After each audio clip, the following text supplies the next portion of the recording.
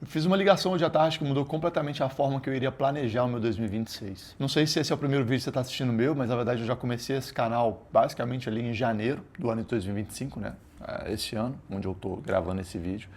E um dos principais pontos que eu acredito que foi bem interessante dentro desse canal é que eu pude documentar a minha jornada.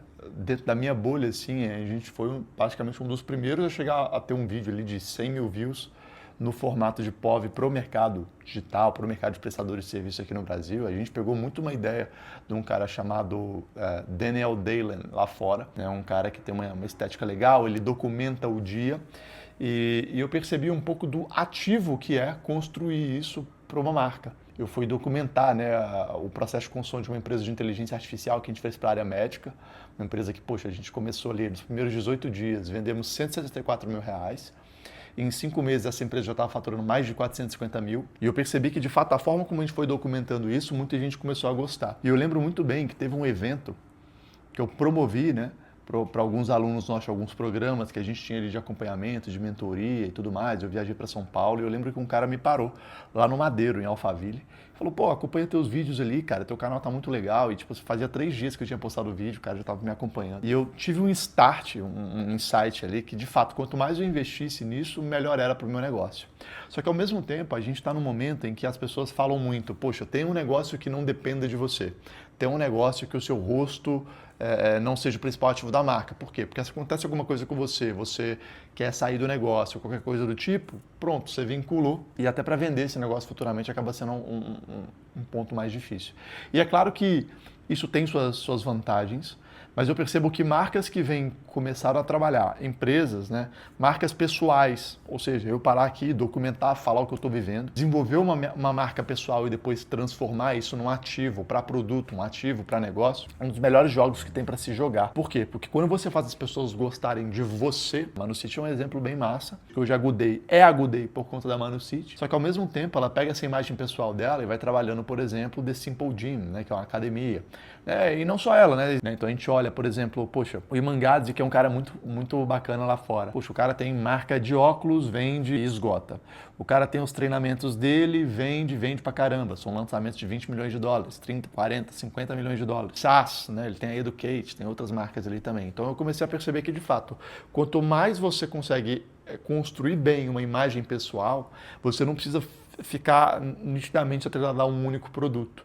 E às vezes a mesma audiência que compra você, ela compra várias outras coisas. Então você, por exemplo, você está me assistindo aqui, talvez você queira otimizar algumas coisas dentro do teu negócio. Legal, eu posso desenvolver produtos para isso. Ao mesmo tempo, vamos supor que você gosta do estilo de roupa ali que eu me visto. Tá? Tô dando um exemplo. Poxa, eu posso ter uma marca que eu falo que eu tenho isso e você pode se vestir exatamente como uma pessoa que às vezes é referência para você. Ao mesmo tempo também eu posso ser um cara ali que eu tomo um suplemento ali que me ajuda a ter mais concentração. E às vezes eu falar que tenho esse tipo de interesse, né? E isso gera produtividade para o meu dia, e isso pode também movimentar a marca. E o Rafa me provocou, o Rafa Donofrio, inclusive ele está produzindo conteúdo no YouTube, eu vou deixar o Instagram dele aqui embaixo. Ele chegou para mim e falou assim, João, não tem por que nadar contra a maré.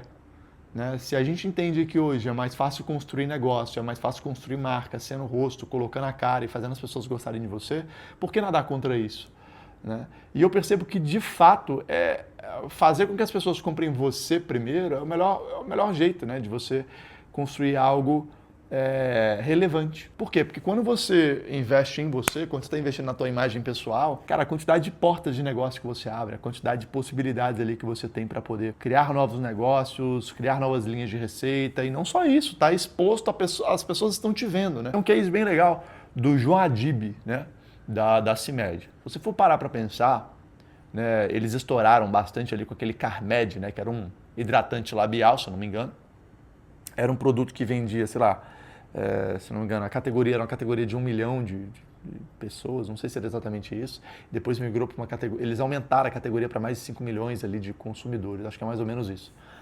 E se você parar para ver, como é que foi a oportunidade do Carmed? Né? O João estava no escritório, o João Adib ali, uma empresa que fatura 3 bi ano, estava ali rodando no escritório dele e tudo mais. E o cara que era dono da Fini, né, eles lançaram o Carmed Fini, estava lá numa reunião, né, porque eles estavam querendo encaixar a Fini dentro das distribuições de farmácia, enfim. Né? Então estavam ali na farmacêutica para justamente conseguir distribuir melhor ali os produtos. E aí o cara vê o João passando no corredor, grita ali, fala da oportunidade, fala da collab, só que já parou para imaginar que se o João fosse um cara que fosse apagado, a marca fosse muito forte, mas ele não, talvez ele não teria construído esse case. Então, se o João Adib não decide gravar, parar, produzir conteúdo, documentar a vida dele, né, trazer um pouco da rotina dele para a internet, se tornar conhecido, transformar a marca pessoal João Adib numa marca forte, provavelmente o case da Carmed não teria acontecido. E eu fico pensando, cara, quantas oportunidades eu deixei provavelmente de abraçar por não estar me expondo mais. E eu já me considero um cara que me exponho, né?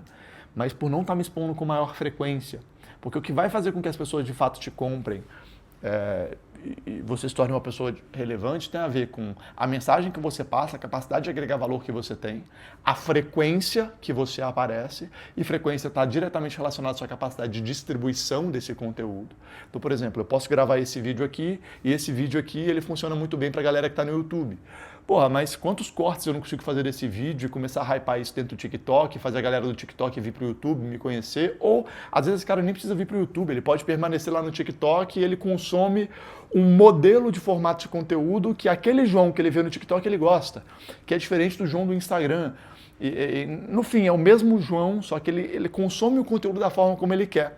Mas eu estou no YouTube, eu estou no TikTok, eu estou no Instagram, eu estou dominando essa cadeia de distribuição do conteúdo em si, começa a me tornar uma pessoa mais relevante e, com certeza, para qualquer negócio que a gente decide abrir posteriormente, isso baixa o meu CAC, ou seja, o custo de aquisição que eu tenho, ele é menor. Por quê? Porque a própria plataforma vai me recomendar.